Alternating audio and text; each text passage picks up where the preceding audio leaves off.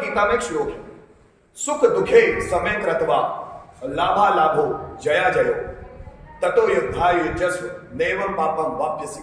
मतलब सुख दुखे समय कृत्वा, सुख दुख जिसको भयभीत नहीं करता, सुख दुख से जो डरता नहीं, लाभा लाभो, लाभ अलाभ, लाभ हानि से जिसको घबराहट नहीं होती, जया जयो, जय अजय मतलब जय पराजय से जिसको कोई नुकसान नहीं है, जो सोचता ही नहीं, वही योगी महायोगी कहलाता है, वो कृष्ण। जिसके सामने दुख भी, उनके बच्चे भी मर जाए, महाभारत के युद्ध में उनके बच्चे उनके सामने मरे, दुखी नहीं होता, अपने आप इतना कंट्रोल हो गया तो दुखी नहीं होता। उनके बच्चे उनके सामने मर गए महाभारत के युद्ध में, कोई दुख नहीं। सुख दुखे समय कृत्वा, जो सुख दुख जिसको एक जैसे लगते हैं वो महायोगी, एक जैसे, उनको कोई फर्क नहीं। उनके सामने उनकी मां का देहांत हो गया, जैसे उनका नहीं हुआ, किसी भी योगी के, किसी योगी की मां का देहांत हो गया उनके सामने, उनको दुख नहीं होता, उनको पता था ऐसा ही होना है, ये संसार ऐसा ही होता है कि यहाँ जो व्यक्ति आया है वो जाएगा। तो जिसका अपने मन बुद्धि और बॉडी पे कंट्रोल हो जाए वो योगी कहलाता है ना।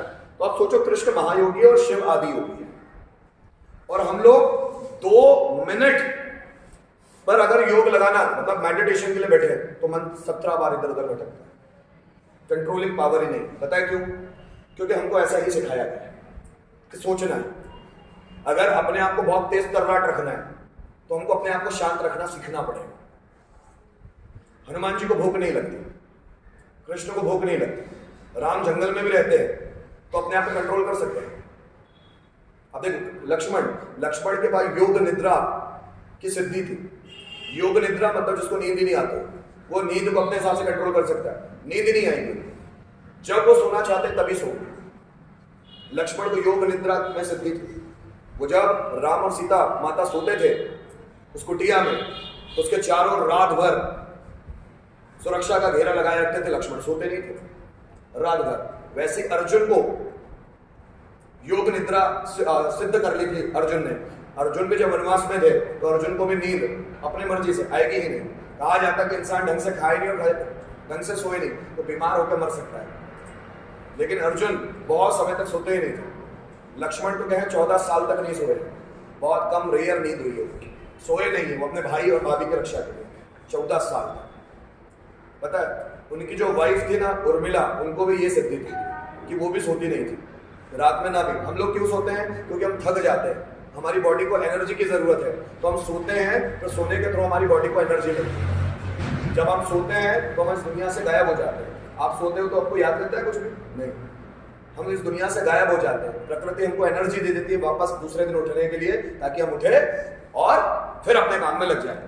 इसलिए जब भी आप सुबह उठे तो अपने परम पिता परमेश्वर से थैंक यू जरूर बोलो, ये आज भी मैं दिन देख रहा हूँ, क्योंकि इसी की इच्छा से आप उठते हैं, उसी की इच्छा से आप कुछ हैं। अगर मैं कुछ हूं, मुझे कुछ आता है, उसी की इच्छा से आता है, उसकी इच्छा के बिना मुझे कुछ भी नहीं आ सकता। अगर मैं अच्छा बोल पाता हूं, ये उसी की इच्छा है कि मैं बोल पाता हूं बच्चों के सामने, नहीं तो मेरी इतनी औकात नहीं कि मैं उसके सामने बोलूं। वो मुझे एनर्जी देता है, ताकत देता है। तो जब भी आपको कुछ आ भी जाए ना तो समझ लेना उसकी कृपा है आपके ऊपर, इसीलिए आपको आता है, नहीं तो आपकी औकात ही नहीं वो सीखने की। और जब हम जितना ज्यादा समर्पित होते हैं ना ईश्वर के लिए, उतनी पॉजिटिविटी से भर जाते हैं। जैसे हनुमान जी कोई भी काम करते थे बोलते जय श्री राम, फिर वो काम करते हैं, वो एनर्जी से भर जाते हैं। बात समझ में आ रहा है? जो जितना, जैसे आप बहुत सारे, आप वृंदावन जाए, मथुरा जाए, ऑटो वाला को बुलाएगा तो सबसे पहले बिठाने से पहले वो यही बोलेगा राधे राधे। वृंदावन का हर एक व्यक्ति पहले राधे राधे बोलता है, पहले वो कृष्ण को याद करता है। वृंदावन में मथुरा में घुसो तो लोग सबसे पहले राधे राधे बोलते हैं, सबसे पहले कृष्ण को इतना अंदर तक मानते हैं कि पहले शुरुआत ही वहां से होगी, फिर दूसरी बात करेंगे। समझ रहे हो? ईश्वर ये हमारा ओरिजिन पॉइंट है, और जो उनको मानता है वो बहुत ज्यादा ताकतवर बन जाता है। ये ओरिजिन पॉइंट है हमारा, है ना? अपने घमंड में नहीं रहना, सीखना है, लेकिन उसको समझ लेना, उसी की इच्छा से सब होता है। और जब हम ऐसे होते हैं पॉजिटिविटी बढ़ती है। हम लोग से महाशिवरात्रि के दिन ही शिव को याद नहीं करना है, कृष्ण जन्माष्टमी के दिन ही कृष्ण को याद नहीं करना है, रामनवमी आएगी तभी कृष्ण को याद नहीं करेंगे, वो तो हर दिन होने चाहिए। दिन की शुरुआत ही उनसे होनी चाहिए। आप जिस भी धर्म के, आप बुद्ध को मानते हो बुद्ध को मानिए, रोजाना बुद्ध का नाम जरूर लीजिए, नमो बुद्धाय। जो भी हो, जिसको भी मानते हो, महावीर को मानते जैनी लोग, उनको उनसे शुरुआत करो, पर शुरुआत पॉजिटिविटी बहुत ज्यादा बढ़ती हो। समझ में आ रही है चीज? तो बहुत सारी चीजें जो जितने भी लोग पॉजिटिव है ना कहीं उनमें आध्यात्मिक पावर है, तभी वो पॉजिटिव है। जैसे छत्रपति शिवाजी महाराज युद्ध में लड़ने जाते तो सबसे पहले हर हर महादेव जरूर बोलेंगे। जब भी उनको कोई जोशीला भाषण देना होता था अपने लोगों के बीच, जय भवानी बोलेंगे जरूर, क्योंकि उनको पता है अपना वजूद ही उनसे। तो भवानी माता उन पर इतनी खुश हुई थी कि उनकी भवानी तलवार, एक तलवार दी थी तुलजा भवानी ने, वो तलवार से वो कभी हारे नहीं। भवानी माता इतनी खुश थी कि भवानी माता ने प्रस्तुत होकर उनको तलवार दी थी, और वो तलवार से कभी हारे ही नहीं, जिस भी युद्ध में गए वो जीते ही हैं। तो भवानी तलवार बोला जाता था छत्रपति शिवाजी महाराज की उस तलवार को, क्योंकि वो भी भवानी माता पर बहुत ज्यादा भरोसा करते थे। भगवान शंकर, लोग तो उनको भगवान शंकर का अवतार बोलते थे, क्योंकि भगवान शंकर जैसे रुद्र थे वैसे छत्रपति शिवाजी महाराज भी उतने ही रुद्र थे। तो लोग वही बोलते थे रुद्र शंकर महादेव। जैसे शिवाजी महाराज आते थे, शिवाजी महाराज से कोई नजरें भी नहीं मिलाता था, कोई भी नहीं, सबकी नजरें झुक जाती थी, वो सम्मान था। अब सोचिए कोई व्यक्ति अपने आप को इतना कैसे एक्सपर्ट बना ले कि लोग उनके सम्मान में झुक जाते थे। मतलब मैंने जब उनके बारे में पढ़ना शुरू किया ना तो आंखों में आंसू आते थे कि क्या व्यक्ति होंगे यार, महाराणा प्रताप क्या व्यक्ति होंगे। महाराणा प्रताप को एक बार किसी ने पूछा कि आप तो मुरे मेवाड़ के राजा हैं, ना ना ना ये बोलकर पाप में मत डालो हमें, हम राजा नहीं हम सेवक हैं। राणा मतलब क्या? राणा मतलब वो व्यक्ति जो शिव जी का भक्त हो। हमारा यह पूरा मेवाड़ भगवान शंकर का है और हम भगवान शंकर के सेवक हैं, हमें राजा मत बोलो। मतलब बातें क्या है यार इनकी, क्या लोग हैं ये।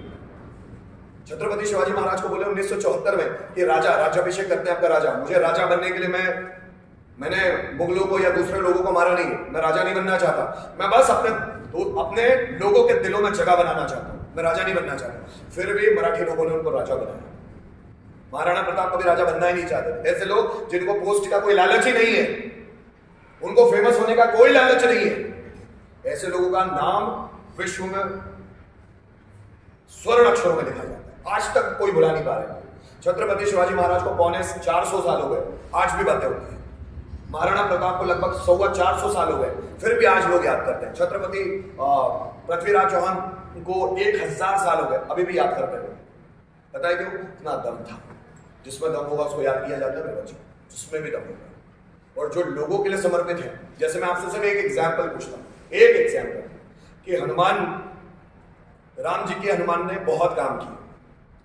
वो लंका भी गए, बीच में जाते हुए बहुत सारे राक्षसियों से भी लड़ा, सुरसा राक्षसी से भी लड़ा, सिंघनी राक्षसी से भी लड़ा, लंकिनी से भी लड़ा, सबसे लड़ा।